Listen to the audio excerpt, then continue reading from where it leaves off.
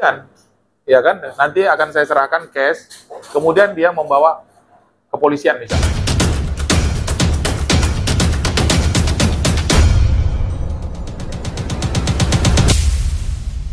Gitu. Jadi pasti ini dia lagi, dia tuh lagi kasakus ini kalau di baju coklat sih dia, kalau yang di petinggi-petingginya udah kita kunci, petinggi-petingginya ya.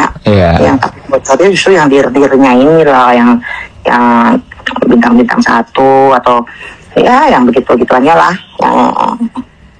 Cuma yang penting mah kita udah masukin. Pihak Nikita Mirzani resmi melaporkan dugaan suap yang dilakukan pihak Reza Gladys kepada hakim dan jaksa penuntut umum.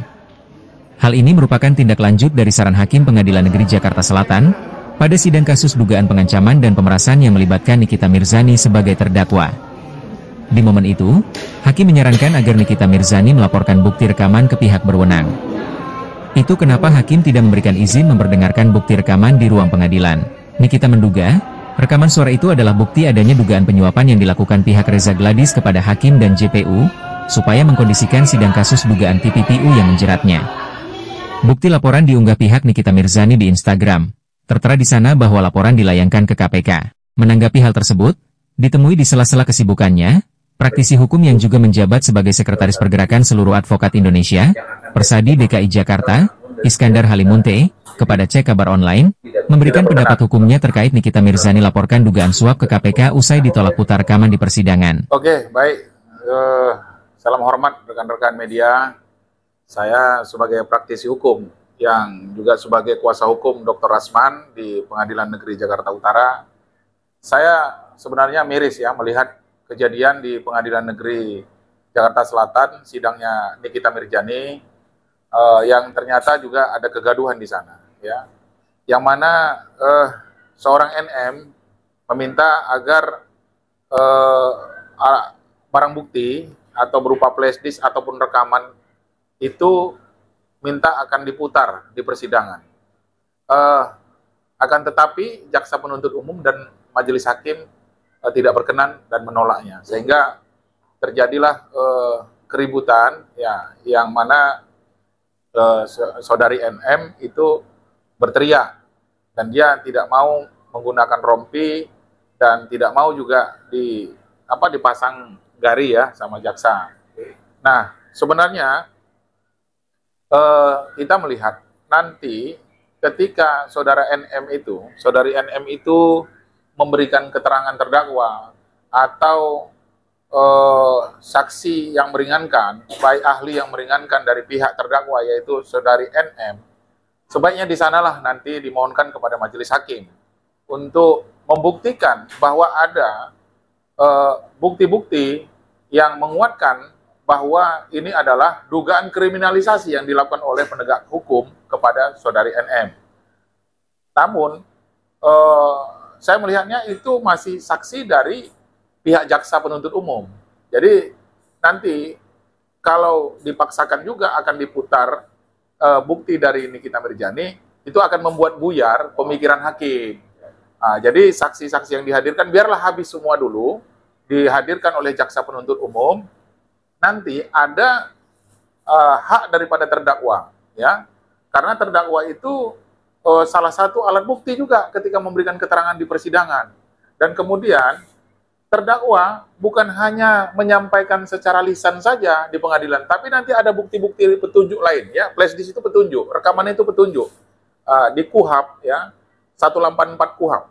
Dan kemudian nanti ada tertulis seperti bahwa ada perjanjian misalnya. Kemudian ada kwitansi yang mana itu adalah endorse ataupun yang harus dibayar sesuai dengan perjanjian oleh pelapor yaitu Dr. Reza. Nah, itu merupakan perbuatan perdata, bukan lagi merupakan pidana, dikarenakan ternyata ada kesepakatan sehingga mengalirlah dana sebesar 4 miliar kalau nggak salah ya. Nah, artinya uang 4 miliar itu kalau penyuapan itu biasanya tidak pakai nomor rekening, ya kan? Kita tahu pemerasan ya, pemerasan biasanya langsung diserahkan. Ini loh kalau pemerasan itu. Dia tidak mau memberikan rekeningnya, tapi ini saya melihat ini ada nomor rekening dan ditransfer. Berarti ada kesepakatan antara pihak pelapor dengan terdakwa. Jadi kepada saudari Nikita Mirjani, bersabarlah, nanti buka pada saat jadwal dia sebagai terdakwa, dan kemudian ada saksi-saksi yang meringankan. Saya yakin seperti siapa namanya asistennya itu? Mail kan awalnya dia yang berdiskusi atau berbicara dengan Reza, iya kan? Nah nanti dia buka, Mail kan akan menjadi saksi di kasusnya Nikita. Jadi nanti memberikan keterangan pada saat nanti jadwalnya dia sebagai terdakwa. Kita sedikit ya soal revisi itu hal biasa ya Bang. Hakim menolak itu Bang, karena bukan ranahnya dan bukan waktunya ya. Bukan waktunya. Jadi nggak ada masalah ya. Nggak ada masalah. Memang benar dari prosedurnya. Iya. Oke. Tapi pertanyaannya lagi Bang, saksi dari Nikita Mirjani itu dokter, kemarin juga dia dokter, ahli dalam skincare. Karena kita bicara skincare. Kalau pertanyaan antara JPU sama kasus fakta saat debat atau saat menjelaskan itu kok dipotong, gimana Bang kalau kata dipotong saat dia menerangkan fakta bahwa Saksi dari siapa? dari kalau nggak salah Dari JPU? JPU. Oh begitu. Ya saya pikir saksi yang dihadirkan oleh JPU harus legowo mendengarkan semua keterangan itu, nggak boleh dia membantah atau memotong. Siap dia untuk menghadirkan saksi, ya kan? Yang saksi ini kan di BAP dari penyidik nih, kemudian dihadirkan di persidangan. Yang menghadirkan kan juga jaksa atas permintaan jaksa kepada penyidik untuk menghadirkan orang-orang ini. Nah tidak dipotong dong.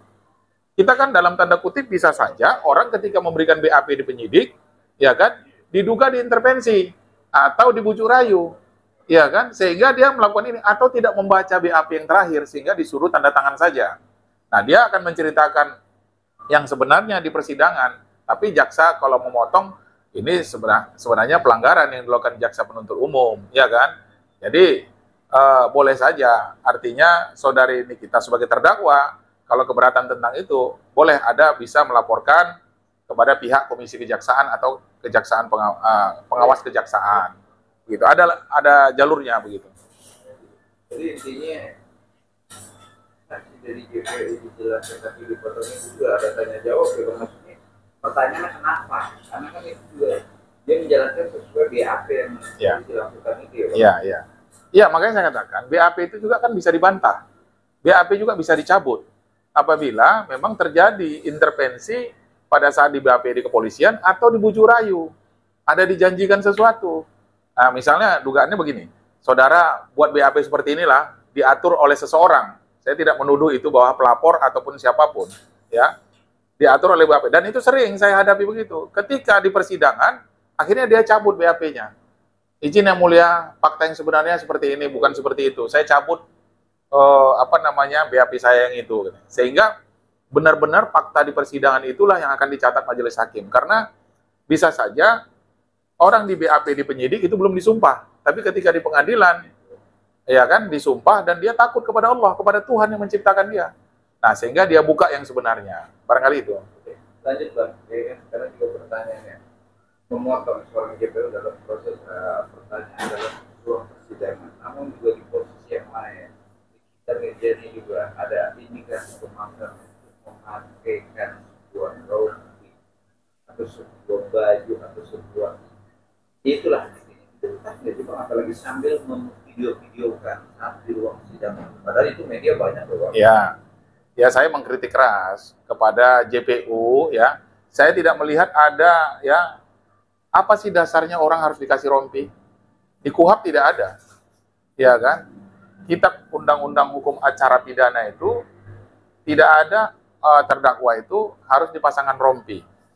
Nah, tapi ada sebagian mengatakan itu membuat malu dan efek jerah. Ya, sebenarnya Nikita Mirjani kan kita menggunakan kalimat seseorang belum bisa dikatakan dihukum, ya kan? Kalau belum ada putusan yang ingkrah, putusan yang benar-benar dia bersalah. Orang dihadirkan di persidangan itu jangan dikatakan bersalah. Bisa saja hakim nanti membebaskan, baik itu nanti di tingkat PN, pengadilan negeri, banding dan kasasi. Bahkan ada penunjangan kembali. Jadi untuk apa sih rompi itu sebenarnya dari dulu saya kritik itu. Iya. Janganlah seseorang itu diberikan rompi. Itu gara-gara dulu KPK kalau nggak salah itu memulainya. Sehingga diikuti oleh penyidik, kepolisian, dan kejaksaan. Dulu-dulu kita, ya saya sudah pengacara 11 tahun ya. Terdakwa atau tersangka dulu nggak pernah dipakein rompi. biasa-biasa saja. Tapi kok sekarang kok sudah mulai itu, yang saya herannya juga tidak ada dasar hukumnya menurut saya gitu loh kan. Harusnya ada peraturan Kejaksaan Agung. Saya belum baca juga ya, tapi kita semua kitab undang-undangnya kan hukum acara pidana nih. Di hukum acara pidana tidak ada pakai rompi. Dan kemudian tadi apa yang katakan bahwa jaksa memvideokan begitu. Nah ini juga saya kritik. Ya Bapak Kejaksaan Agung, lihatlah anggotanya seperti itu. Karena yang bisa memvideokan itu hanya media. Teman-teman media kan sudah banyak. Untuk apa jaksa tersebut memvideo-videokan? Ya kan? Apakah kurang puas dengan kinerja teman-teman pers? Nah, teman-teman media itu juga kan dia independen ya, tidak berpihak kepada jaksa, kepada terdakwa, tapi dia memberitakan yang benar-benar ada dalam fakta persidangan tersebut. Jadi saya pikir kita kalau sidang itu sebagai praktisi hukum, sebagai lawyer di persidangan, kita nggak pernah ada memvideo-videokan hakim, malah ditegur. Tapi ini kan memang hakimnya sudah meninggalkan tempat sidang, sehingga dianggap sidang sudah selesai. Begitu dia. Memvideokan kuasa hukum sama NM sendiri dan juga beredar juga ke sosmed atau media. Iya. Ya, kalau memang sepanjang itu merugikan Nikita Mirzani, ada undang-undangnya kan? Ada undang-undang ITE. Ya, Nikita Mirzani harus mengambil langkah-langkah itu. Ya kan? Karena kalau tanpa izin, ya kan, setahu saya kan memvideokan itu harus teman-teman media lah.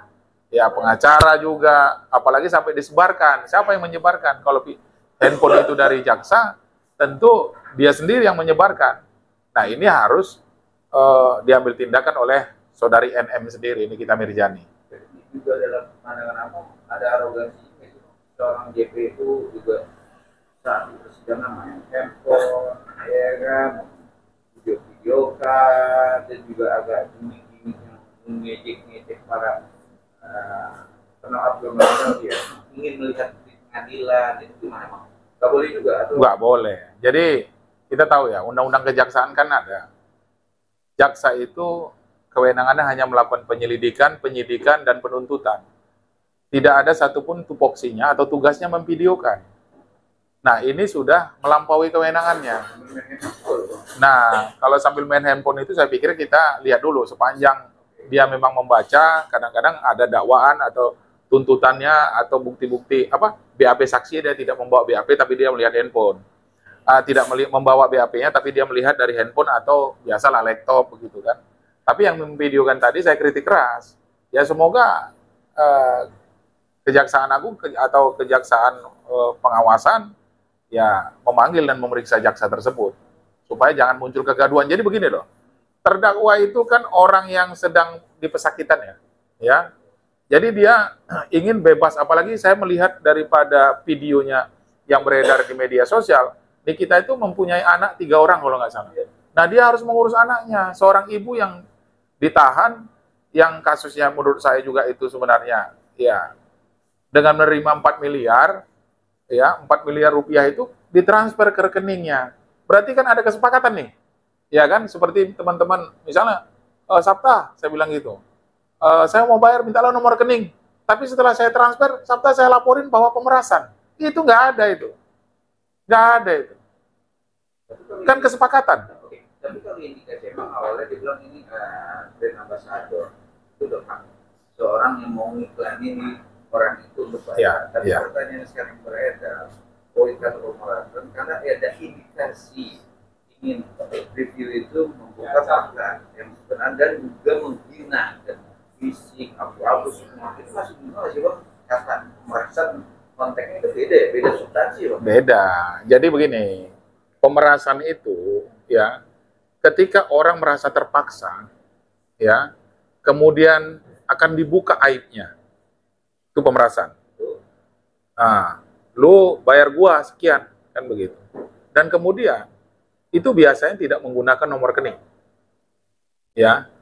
Kemudian pemerasan itu biasanya ketika orang melakukan tindak pidana pemerasan itu tertangkap tangan. Ya. Misalnya, saya akan menyerahkan uang 4 miliar. Nah, janjian ya kan, nanti akan saya serahkan cash, kemudian dia membawa kepolisian misalnya. Begitu nanti diserahkan, tertangkap tangan, di situ ada saksi dan bukti-bukti. Tapi kalau nomor rekening ada, itu kan berarti permintaan ya dari si pelapor. Mintalah nomor rekeningnya, kan begitu. Nah, makanya kita lihat nanti saksi-saksi yang dihadirkan oleh jaksa penuntut umum, apakah bisa nanti terpenuhi unsur pemerasannya. Ya kan? Karena saya mendengar bahwa awalnya Reza Gladys itu berkomunikasi dengan Mail. Ya kan? Nah, dia ingin ketemu dengan Nikita. Oh, dengan Nikita kemudian dengan berbicara tentang bisnis. Akan tetapi, lu mau ketemu dengan Nikita, harus bayar sekian dong. Kan begitu itu. Nah, boleh-boleh saja. Nikita kan bukanlah sebagai pejabat, tapi dia sebagai orang, ya katakanlah artis ya, yang juga di-endorse dan dibayar oleh orang ketika dipakai jasanya. Sama dengan kami juga sebagai orang lawyer kan. Ketika mau dipakai tentu bagaimana caranya? Ya, kalau sepakat bayar. Baru kita nanti dampingi perkaranya, baik itu sebagai pelapor ataupun sebagai tersangka ataupun sebagai terlapor. Nah, ini di dunia infotainment yang mana mungkin Nikita Mirzani endorse-nya banyak, pengikutnya banyak. Nah, bisa saja kerjasama, tolong dipublikasikan. Ini apa namanya skincare saya, kan begitu. Dan kemudian janganlah yang jelek-jelek disampaikan. Kan biasa orang jualan kan? Ya, itu. Jadi disetujui oleh Nikita sehingga transfer dong untuk biaya jasa saya. Nah, mintalah nomor rekeningnya. Kan begitu nih. Logika berpikir, jangan berpikir langsung negatifnya saja kita nih publik. Oh, ini pemerasan 4 miliar, jangan dulu. Kok bisa sampai nomor rekening? Iya kan? Dan ditransfer bukan sedikit, uangnya 4 miliar loh. Jangan-jangan menurut saya, dugaan saya Reza Gladys ini, ya kan, diduga banyak melakukan seperti itu kepada yang lain-lain. Jadi Pak Abang bisa menganalisa perkara kasus NM sampai duduk dipersangkakan. Jadi substansinya harus ada pembuktian poin pemerasan ya Bang yang harus diutamakan ya Bang. Ya, jaksa penuntut umum harus bisa membuktikan bahwa itu pemerasan. Dan pihak dari lawyernya juga dari NM. Nah, dari pihak lawyernya NM juga bisa membantah dengan bukti-bukti ini loh, ternyata ini dugaan dekriminalisasi, yang penting menjadi tersangka, menjadi terdakwa dan dihukum. Ya misalnya saja seperti klien kami Dr. Rasman. Ya. Nah, kalaulah dari awal di penyidik meminta bukti-bukti dari Rasman, itu kan banyak bukti-bukti yang tidak disampaikan oleh ke jaksa ya. Kemudian juga diduga Nikita Iklima juga tidak mengakui apa namanya itu surat kuasa. Tapi fakta persidangan kan mengakui surat kuasanya. Jadi begitu. Janganlah ini nanti tiba-tiba udah sampai kepada pengadilan, tapi nggak apa-apa. Itu kan semua akan dibuktikan di pengadilan. Begitu. Jadi kepada saudari NM dan berikut kuasa hukumnya, bukalah nanti ketika sesuai dengan jadwalnya dia sebagai memberikan keterangan sebagai terdakwa dan kemudian saksi-saksi yang meringankan sehingga jelas perkara ini terang bahwa tidak ada unsur tindak pidana pemerasannya. Begitu. Sedikit Bang, karena kan juga perkara ini masih banyak berpandangan bahwa ya Abang juga bisa menganalisa dengan pasien hukum bahwa ini ada pemerasan atau tidak. Dan juga ada indikasi kejanggalan dengan proses hukum yang kita ini penegak hukum mensalahgunakan pasal dan akhirnya pihak dari NM sendiri mengajukan membuat surat ke KPK ada indikasi-indikasi korupsi ini berjalan dengan prosedur. Ya. Nah, Bang lihat gimana? Ya, oke. Ya, saya pikir kalau ada kecurigaan-kecurigaan yang didapatkan oleh saudari NM dan kuasa hukumnya, ya kita sudah benar yang diambil langkah-langkah oleh Nikita itu melaporkan kepada penegak hukum, yaitu Komisi Pemberantasan Korupsi. Nah, bisa saja ada dugaan di sana penyuapan atau gratifikasi, memberikan sejumlah uang atau janji-janji. Nah, tentu itu nanti dibuktikan di Komisi Pemberantasan Korupsi. Nah, apalagi saudari NM sudah buat laporan pengaduannya.